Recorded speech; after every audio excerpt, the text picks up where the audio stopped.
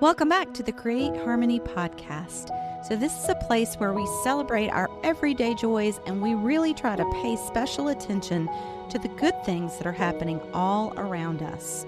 We take our inspiration from nature and all of its glory, and we relish the changes that it brings with each season.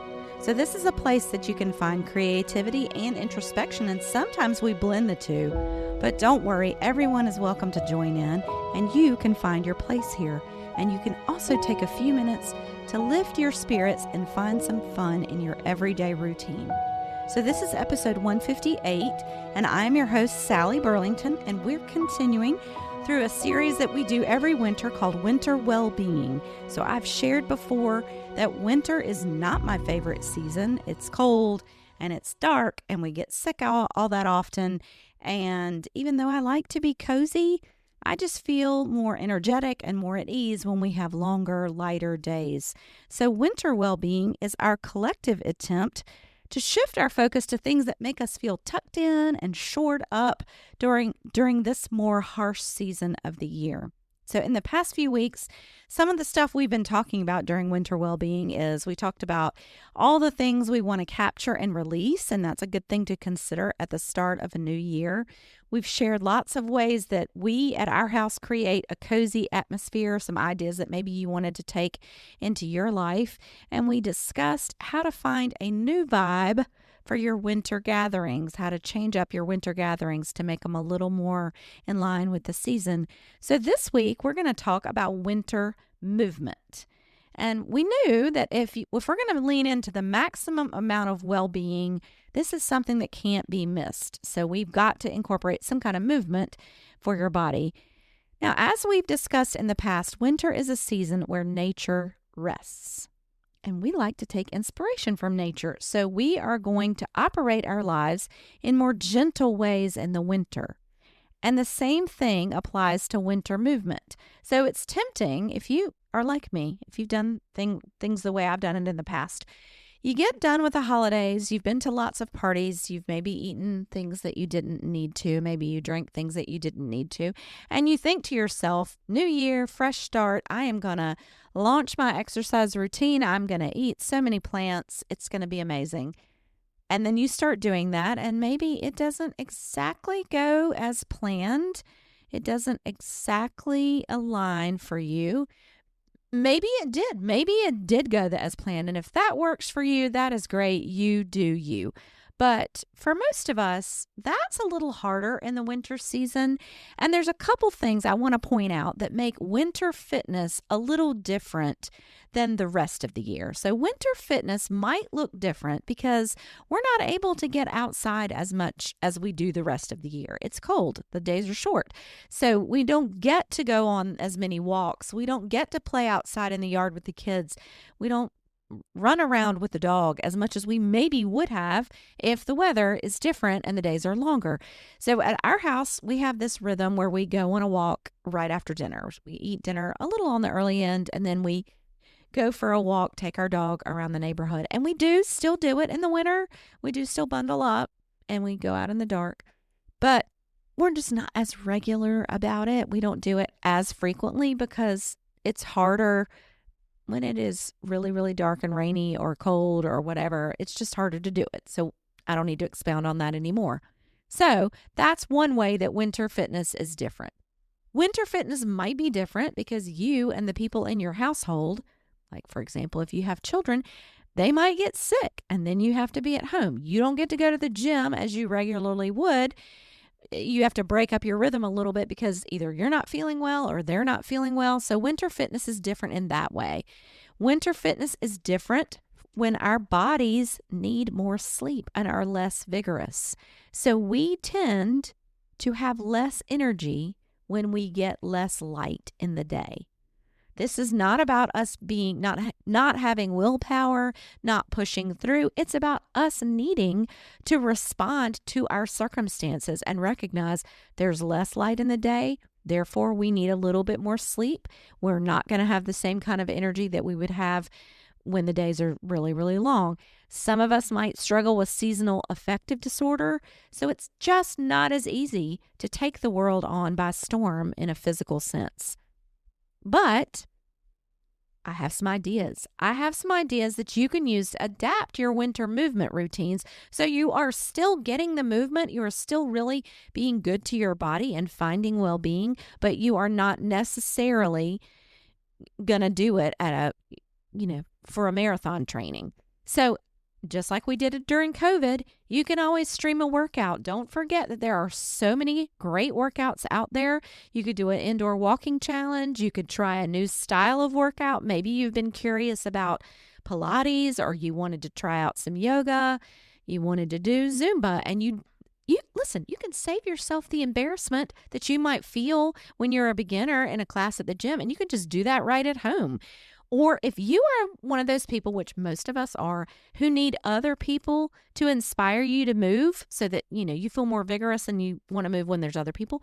Remember that last week we talked about hosting a winter gathering, inviting friends over for yoga night or any other type of workout. Invite some trusted friends that you won't feel embarrassed about if you're going to try some new style of movement. And to the extent you have space, just set up that area of your house, make it like a little mini gym. Maybe you put out some towels, some water bottles, get a few friends to join. And the great thing about this, you're going to kill two birds with one stone, because you're going to accomplish a connection with other people and physical fitness at the same time. So another idea for winter movement is to add more stretching into your routine. I love to stretch. Yoga is one of my big things. But some of us are not as stretchy and bendy, but this would be a good way to just loosen up your joints a little bit, get your body moving. Doesn't have to be super complex. Give it a try. I have created like this little series of stretches that feels good to me, and I've been trying to do it every day. I've been challenging myself to get this done every day. Maybe you want to do that. You can also find lots of ideas online, Pinterest or YouTube or other places on the internet, and create a little series of stretches for yourself. And maybe you're going to do that every morning when you get up, or you're going to do it every night right before you go to bed. Attach it to something else that you do in your rhythm each day.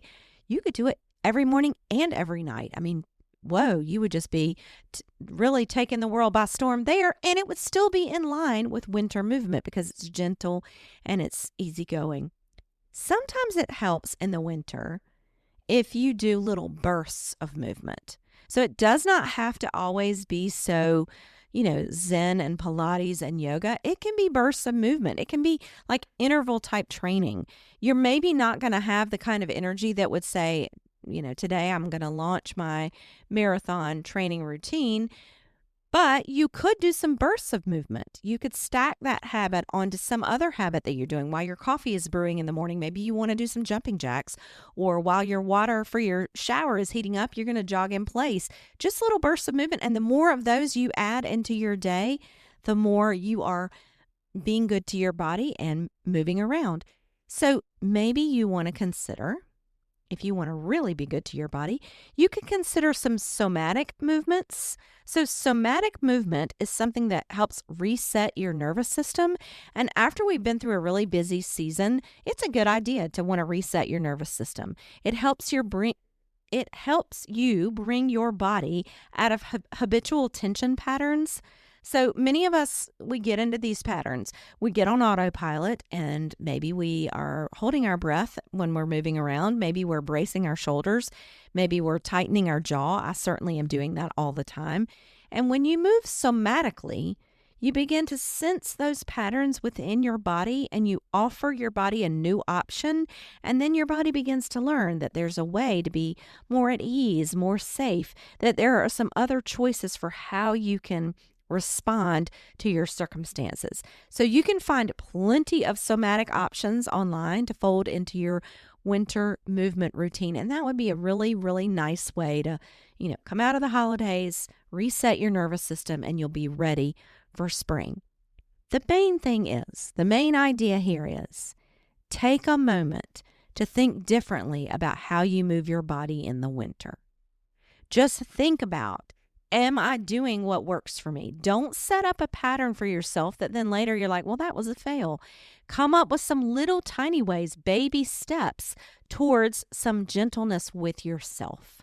Give yourself some grace, connect more deeply with the rhythms of nature, and I know you will find something that resonates deeply, and that's how you'll know that you've stumbled upon just the right thing. So now for our closing today, we are going to walk through a breathing exercise. It's from a book called Breath as Prayer. And it's called You Can Give God Your Burdens. And it goes like this.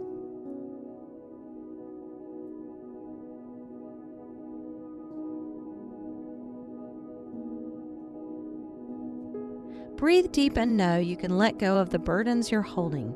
You can trust God to take care of you. Very often, anxiety is directly tied to the burdens and worries we're carrying. You know that feeling. When circumstances are out of your control, uncertainty is pressing in, and the future is unclear. It's so easy to worry about and let the weight of that worry weigh you down. It often feels like an instinct that is hard to control, like worry is just an automatic response to stress. But the truth is, no amount of worry does us any good. We may feel like we are taking action when we worry, but worrying has never solved a problem, predicted an outcome, or calmed a heavy heart. In fact, worry often leads to anxiety, which activates our stress response and dysregulates our bodies. And for believers, worry ultimately reflects our doubt in the care and provision of God. Instead, the Bible tells us, don't worry about anything. Instead, pray about everything and tell God what you need and thank God for all that God has done. Give your burdens to the Lord and God will take care of you. He will not permit the godly to slip and fall. Psalm 55:22. So now we're to our breathing part of the exercise. And what we're going to do together is that we're going to breathe 3 times. We will inhale and exhale. When we are inhaling, we will say to ourselves, I give my burdens to you. And when we exhale, we will say to ourselves, you will take care of me. So here we go. Inhale, I give my burdens to you. And exhale, you will take care of me. And now next breath, inhale, I give my burdens to you. And then exhale, you will take care of me. And then third and final breath, I give my burdens to you. And then exhale, you will take care of me. May it be so.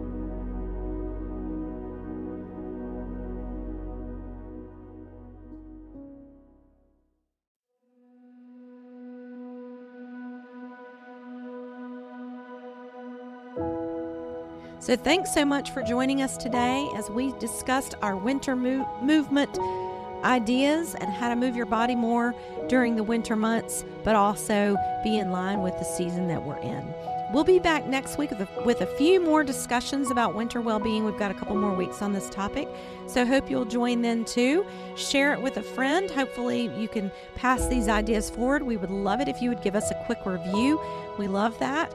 I'm going to remind you one more time of something we've got going on. We have a seasonal subscription box. So speaking of noticing the seasons, these boxes happen 4 times a year, winter, spring, summer, and fall.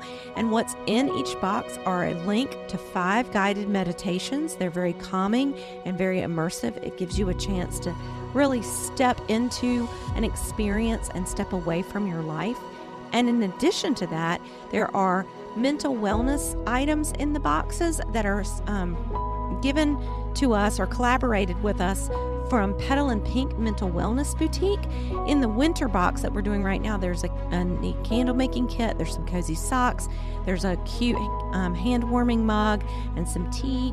So these just really reinforce your calming and stress relieving responses if you get this box. So if you want more information about that, you can go to mycreateharmony.com and find out more about how you can subscribe.